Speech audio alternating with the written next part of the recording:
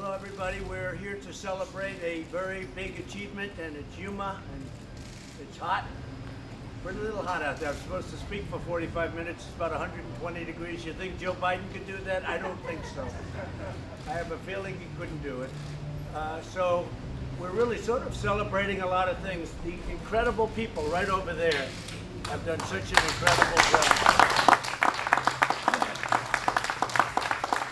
First and foremost, and I will say this, you're setting records at the border. You've been unbelievable, and I know the wall is helping. You know, in 2 weeks, we will have hit 300 miles of wall. And this is a small version of it, because actually the real deal goes up 30 feet. This is much smaller than that. But this is a small version of it. This is what the finish will be. Those are anti-climb plates at top. So that makes it much more difficult when you get to the top, because you see these guys climbing up with drugs on their back. And when you see that, it's actually, they look at the wall and they say, let's pass. Let's take a pass on it. So it's been a really incredible success. So within 2 weeks, we'll be in 300, they're thinking 300 miles. So we're actually going faster than that. We'd like to think we can get to 300 by the end of this week. That's fantastic. Wow. Yes, sir. And we're doing about how many a week? About 10 miles a week. Over 10 miles a week, over 2 miles a day. That's fantastic. That's fantastic. So it's a great feeling to have closed up the border. Now people come in, if they come in through Meredith, they come in legally, but they don't come in like they used to. And human trafficking is, I think we're down 96% or something. It's been incredible. Mark, why don't you say a few words, please? Yes, sir. So thank you. So first of all, look, what you see behind me has saved American lives. Every single bit of concrete and steel that goes into the ground, the operational capacity of the men and women you're seeing right here goes exponentially higher to stop dangerous things and people from coming into this country. Drugs alone. What this wall does is it helps us shape the behavior of the cartels. It puts us in an offensive position, just like the president said. Because of that, this year to date, we've seized over 1 million pounds of drugs. Think about that. This year to date, 1 million pounds of drugs, and this wall is helping shape the behavior so that we can get better at doing that. We talk about criminals. We apprehend thousands of criminals every single year. Think about that. A lot of these individuals are violent criminals. Because of this wall, we're able to apprehend and stop these criminals from coming in this country to repeat their offenses. We have fewer victims of United States citizens because of the wall, because of what this president has provided us. Let's talk about gangs. Every single year, we stop hundreds and hundreds of gangs from pouring into this country, like MS-13, whose motto is rape, kill, and control. That's their motto, rape, kill, and control. Just recently, wasn't that long ago, they used machetes to hack up their victims, and they actually leave them decapitated. That's what we're talking about when we're talking about what this tool provides us. And then, of course, illegal immigration. Even during the height of a global pandemic, illegal immigration continues. And they allow themselves to be put in stash houses that are unsanitary, unsafe. They're put in tractor trailers for days. I mean, that's like a COVID petri dish. But yet they're coming across. But because of the tools that we have, like this wall, we're able to stop the illegal entry of individuals that have COVID to protect our citizens of this country. And Mr. President, I can say I've been in law enforcement for over 30 years, my entire adult life. And I want to personally thank you.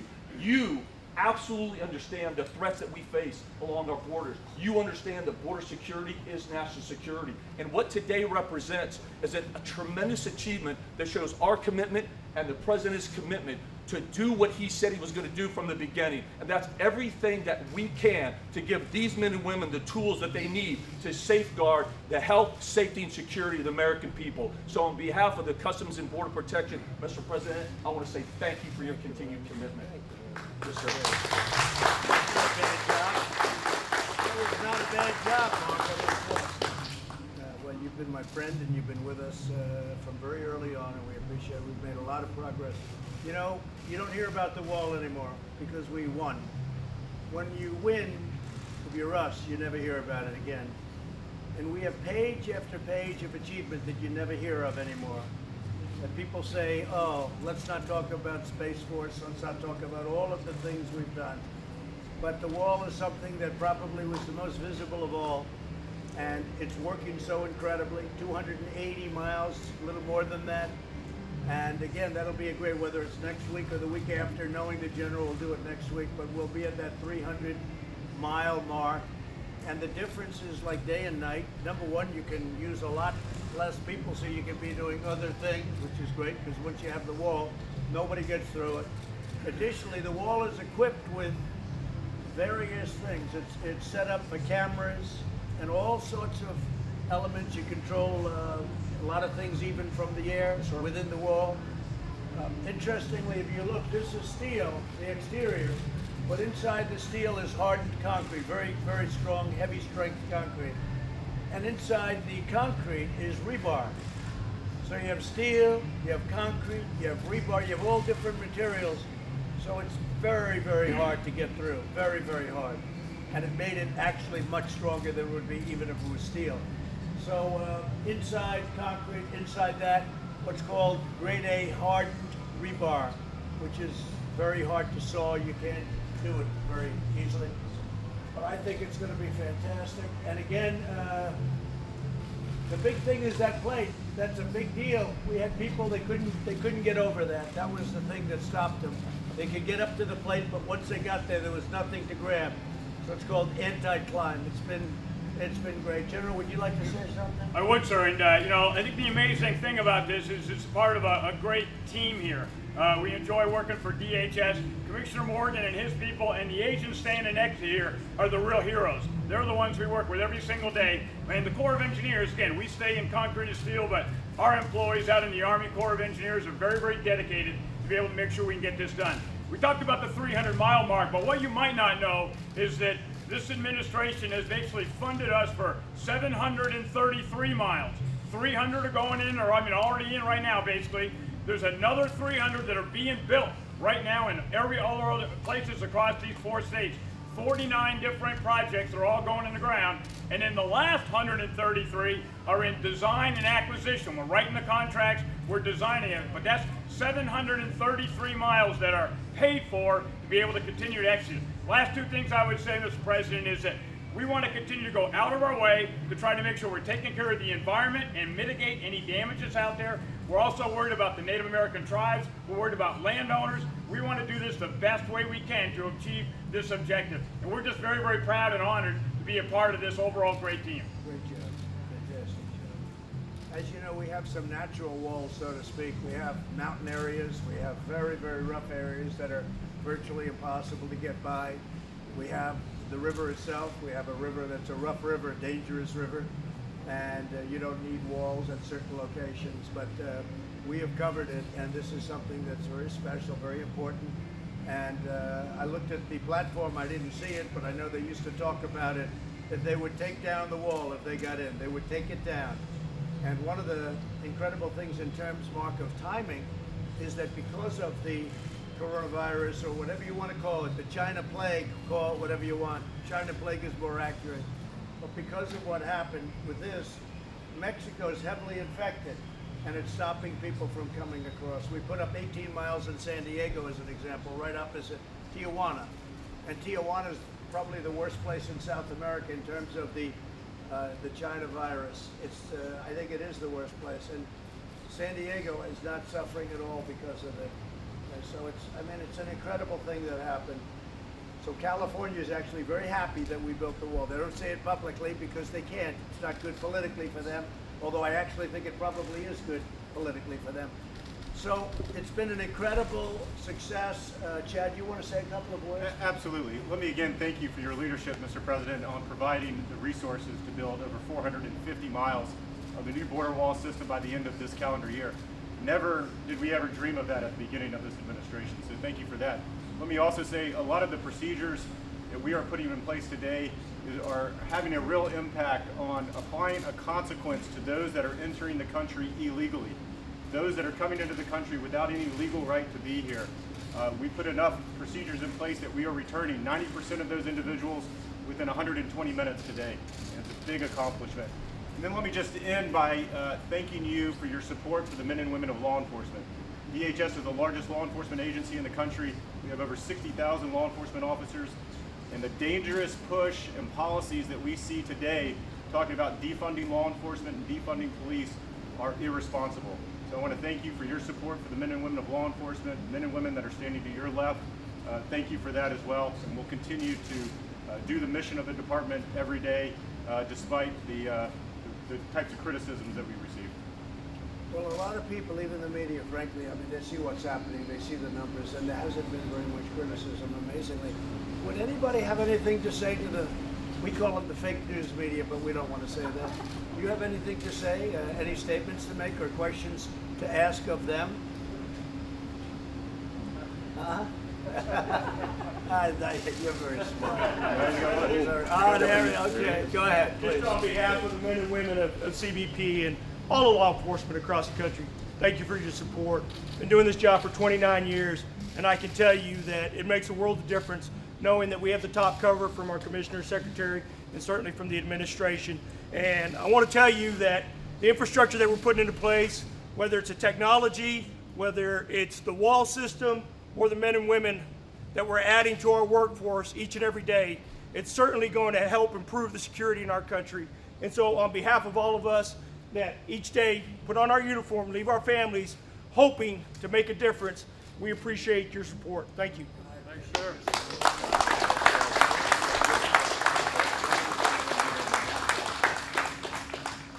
Do you have any questions? Secretary Wolf, back home, Miles Taylor says that the White House liaison for DHS has been asked to dig up dirt on him. Is that true? I don't know anything about that. What I can tell you is I'm very disappointed in Mr. Taylor.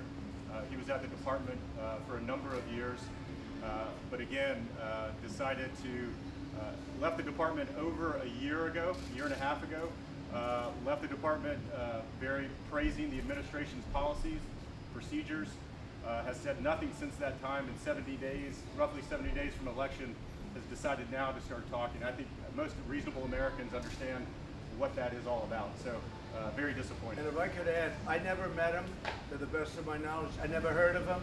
I don't know who he is. I then said, when did he leave? And it was like a year and a half ago. He said the best things about what we're doing, unbelievable statements, and he left a year and a half ago. All of a sudden, he's bad-mouthing. Now, the reason is the Democrats or somebody got to him and said, how would you like to speak? Or whatever. He's a lowlife. Anybody that does that is a lowlife to me. And it's a shame because these people work so hard. And I don't even know if you know Miles Taylor. Do you know who he is? Never met each other. I never met him. I never heard of him before. But all of a sudden, they have big headlines. Member of the Trump administration. He's not a Trump administration. And he's been gone for close to a year and a half. And I guess you met him or knew him a little bit. But he left, and we checked, said the greatest things. And all of a sudden, he says bad right before an election. These are bad people. These are sick people. And we call it out. The difference is we call it out. Somebody else would let him get away with it. We call him out. He's a lowlife. Okay, another question? Is there an update on the post office situation? Yeah, the post office is running as well as it has in a long time. They took a lot of old administrative acts where they wanted to do from past administrations, and they've done them. Look, I have a much better idea in the post office. You raise the price per package by a number that it should be, so that instead of Amazon and these other companies making a fortune, including the fact that they pay virtually no tax, which is ridiculous and very unfair to regular stores, Amazon will pay for the cost of the post office. So now instead of losing tens of billions of dollars a year like it has been for 30, 40 years, Amazon should pay for it. And so should other companies in the business of Amazon, delivery. They should pay. They should also pay tax, by the way. And then you'll solve your problem with the post office, because I don't want to lay people off. I'm not laying postal workers off. And let me just tell you, what we do is it's price per package, and they have it figured exactly, whether it's $2 or $3, and you make it so Amazon has to pay, and they can't pass it on. They make a lot of money. They can't pass it on to their customer. Right now, Amazon comes in, they build their big plant, and they deliver the easy ones, and the hard ones they give to the post office. And the plant is usually right next to a big post office building or a post office. They dump packages into the post office. we, the United States, delivers the package for Amazon and we lose a lot of money. Unacceptable. And I've been telling these people to do this for the last 3 years, but they just got the board and we're going to be doing it. Amazon is going to pay for the post office. Did you have any role in the decision not to make the changes to the Postal Service? No, I wasn't involved. You have a good man, and the head man, and he was carrying on for years what has been taking place at Mark. Is that a correct statement? That's correct. This has been going on for a long time. But I have a much better idea. You get more per package because the people that used to be there under the Obama administration, appointed by Obama, they never they never raised the prices on Amazon. So Amazon's paying an ancient price, and they shouldn't be. And they shouldn't be allowed to pass it on to their customer. They have to pay for it themselves. They make a fortune. So they've used the post office, and they've used it very smartly, very well. And I've done this for a period of time, but now you have a full board. And we should raise the price of packages Amazon has to pay, and we shouldn't get rid of any of our postal workers. I don't want to get rid of our postal workers. If you look at past administrations, they wanted to cut the post office way down. I don't want to do that. And by the way, Amazon could never replicate the post office. The post office is bigger than Amazon by a lot. Hard to believe how big it is. But it also loses billions and billions, lost $78 billion over a short period, like a 12-year period of time, something like that. 78 billion. Now we'll fix it very easily. It can be done in one day. We charge Amazon for use because it's part of their model. They think the post office is stupid. They think the people in government are stupid. So he builds plants, he builds his receptor plant, or whatever he may call it, or they may call it, and he takes a lot of that stuff and he drops it into the post office. Then the post office loses $2.50 every time they deliver a package. They shouldn't do that. So my idea is very simple. Amazon has to pay. They can't pass it on to their customer because they shouldn't. They make so much money. They've made money by using the U.S. Post Office, and nobody did anything about it. I did because we started this project 2 years ago, and now we're in a position to do it. So that's what they should be doing. This way you keep everything. Your post office could almost probably make money, probably ends up making money. We're the first time in 45 years that it would actually make money. And I don't want to fire anybody in the Postal Service, all right? I think that's pretty clear. Yeah. Mr. President, do you agree with the Senate's conclusion that Vladimir Putin directed the hack of Democrats' emails? I don't know anything about it. I didn't read it. I did see Senator Rubio saying Donald Trump had absolutely nothing to do with it. He was on before. He said Donald Trump had absolutely nothing to do with Russia. It's all a hoax. It's a big hoax. What was in a report done by some politicians on the other side, like Warner? What was in the report? That I don't know, but I know one thing that was in the report, that Donald Trump had absolutely nothing to do with it or with Russia. Is that right? Did you read that? Go ahead, did you read it? Come on, you can It say. concluded that Thank you you were, very much. but Mr. President. Thank you very much. Yeah, go ahead, The please. report also said that Ukraine, there was no evidence that Ukraine interfered in the 2016 election. Do Well, you now it's still believe- Ukraine.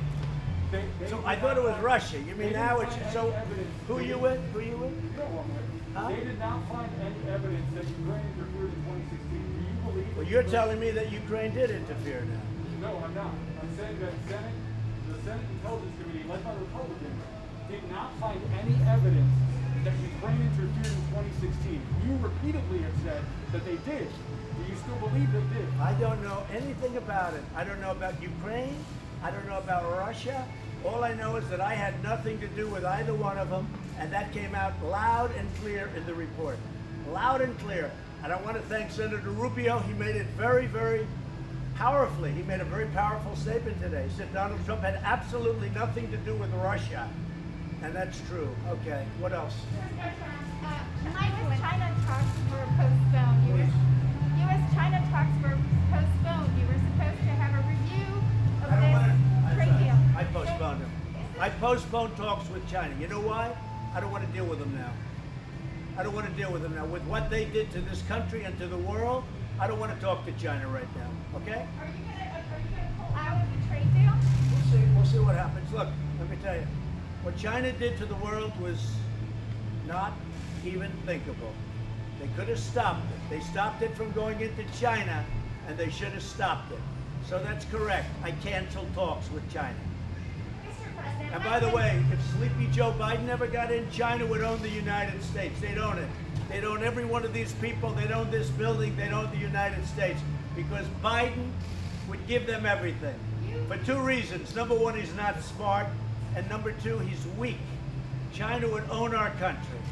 And you know what else? You'll have a deal the first month or sooner with Iran. Iran is dying to make a deal. But I said, let's wait till after the election. And they wouldn't want to wait because there's a chance. If Biden never got in, they'd give them another $150 billion like they did. The dumbest deal I've ever seen. are you going to take action against Iran on the basis of the U.S. intelligence report? We're going that to see. that You're going to see. You're going to see very soon. I don't talk about that. You'll see very soon. Mr. Any other President, questions? Mike Lindell, Mr. Pillow, the Pillow Guy, he's promoting a new therapeutic for COVID-19, Ovendrin, and he says you're enthusiastic about it. Is that true? I know nothing about it other than I know he's got something that he's working with some Why should science we listen to people. him? He I manufactures don't know. pillows. I don't know. All I know is this. We're very close to a vaccine. We have the best companies in the world doing it. We're very close to therapeutic. We're going to solve it therapeutically in addition, which frankly to me is better because it's quicker for now. The vaccine is great, but therapeutic, so we're very close to coming up with the answers. We've already, I think, have answers if you want to know the truth. Then we have to deliver it. We're going to do it through the military, through one of your friends who's a general That's right. for logistics. But I don't know anything about it. I haven't heard that. What is Many he doing? medical He's experts he's talk to you promoting about- some kind of a. Yeah, Ovendrin. He's out here talking That about I it. He don't said know. you're enthusiastic I don't know the name, but I about know it. Mike is a good man. He's a good man. He makes a good pillow. On Russia, do you accept that your 2016 campaign staff were a security risk given their high level of contact with Russian I'm going to officials? say it louder. Do you accept that your 2016 campaign staff constituted a security risk because of their repeated contacts with Russian officials? I don't even know who you're talking about. I know that Ukraine sent a phony document saying it was a Manafort document, and it was a forged document, the Black Book. They call it a Black Book. And it turned out, I believe, to be forged. But I wouldn't know what you're talking about. I can only tell you this. They said Donald Trump knew nothing about anything, and that came out loud and clear. You could find a couple of sentences inside that say something, I don't know. But I can say this, that Black Book that had to do with somebody that worked for me for a very short period of time, I think he's a good man. You want to know the truth? But I don't know. But I will say that the book, I think they said, was forged. It was a phony book. Just like everything else was phony with that whole deal. Look, we caught the Obama administration spying on our campaign. They spied on our campaign. That's treason. That's treason. If this were the other way around and it was Democrats instead of Republicans, there'd be people, many people would be in jail already. It's a disgrace that it's taking this long. We caught them spying on our campaign. Let's see what happens. We just last week, I guess they announced last week, that a very high-level person from the FBI was forging documents in order to make me look bad. All right? It's all about making me look bad. So he was a high-level man. He was forging documents. Let's see what happens to him. But the bottom line is we caught President Obama and Sleepy Joe spying on our campaign. That's treason. That's illegal. These people should take them and do something with them, I'll tell you. It's a disgrace. It's really a disgrace. And they knew it. And not only spying, they were working on our campaign before I won and after I won. Hence the insurance policy from Strzok and his lover, Page. Two lovers. They got caught because they were lovers. And she said, and he said, she's going to win, but just in case she loses, we have an insurance policy. Well, we went through the insurance policy. The problem is we caught them, and we caught them cold. And let's see what happens. And Obama knew about it, and I'm sure Michelle knew about it, and Biden knew about it. All right? Are you gonna pardon Manafort then? I think it was treated unbelievably because the Black Book, they say, was a phony book. So we'll see what happens with him. We'll see. I'm very happy to have given a full and complete pardon to Susan B. Anthony. That was a great thing. That was very popular too. That was a very good one. And I actually asked the other day, I said they were talking about Susan B. Anthony, and you know, she did that for other people, and she didn't want herself included. She wasn't included in the pardon from many years ago. And I said, well, so she has a record? And they said, yeah, she has a record. I said, why can't we pardon her? They said, that's the coolest idea I've ever heard. And it's been very, very popular. Susan B. Anthony, and I've just signed the pardon, I've just signed the papers, and she is fully pardoned. First time in a long time, she's fully pardoned. How do you feel about Oracle? Do you think Oracle would be a good buyer for TikTok? Well, I think Oracle's a great company, and I think its owner is a tremendous guy, tremendous person. I think that Oracle would be certainly somebody that could handle it, yeah. We gave them until September 15th. After that, they got to close shop. Okay, that's TikTok. Would you prefer Oracle to Microsoft? Well, I guess Microsoft wants it, and so does Oracle, and probably so do other people.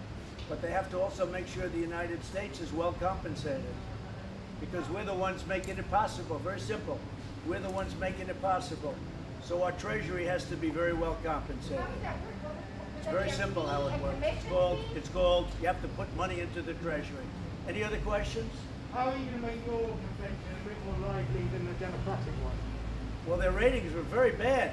They just announced their ratings, and I thought it was not the best television I've ever watched. It was brutal, actually.